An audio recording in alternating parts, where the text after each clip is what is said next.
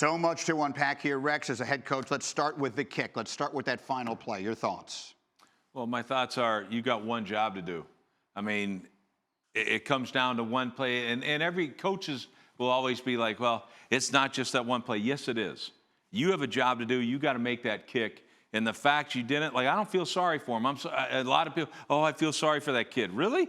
How about feeling sorry for his teammates and everybody else, the fan base and everybody else you let down? I'm sorry, this guy doesn't prepare. They don't do meetings. They don't do anything. You make a kick. And in that situation, you got to sit back. That's why you're a professional. It's like a golfer missing a 4-foot putt. Yep. If you're a pro, you make it, and that's what this kid's got to do. I don't feel sorry for him. Maybe that's me. At the end of the day, sometimes players are remembered for their worst moments, and that appears, unfortunately, to be his fate right now. Now let's go to the other side of this. We all agreed, as we were talking this morning, the Bears were the better team. How did the Eagles win this game? The Eagles won this game because their offensive line played dominant football. This is an offensive line that dealt with some injuries early on in the season, but we're watching Jason Peters play lockdown ball against Khalil Mack, who was arguably the best defensive player in the football this season. We watched Lane Johnson play incredible ball. And so you're looking at an offensive line that over the last month has played Aaron Donald and J.J. Watt and Khalil Mack, and they've given up 0 sacks to those guys. The three of the best defensive linemen in football. Peters, the job that they did with sometimes with Sproles and chipping, Jason Peters using his athleticism, Lane Johnson using that athleticism. Guys, this team dropped back and threw the ball yesterday 40 times with Nick Foles. Against the most dominant defensive line in football this year, gave up 1 sack.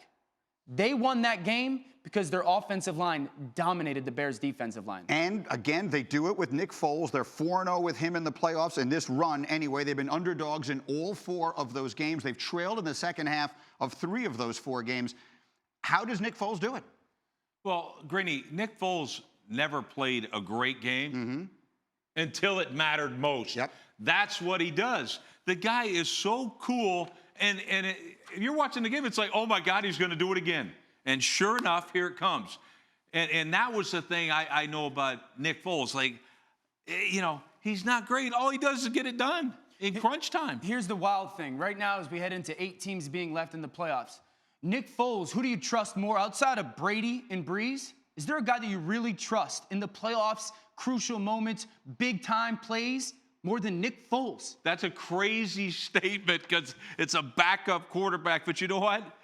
It's true. Yeah. It's like, oh, my goodness, it's true. It's very hard to argue. The magic carpet ride of Nick Foles remains alive and well, and one of the keys to it is success on 4th down.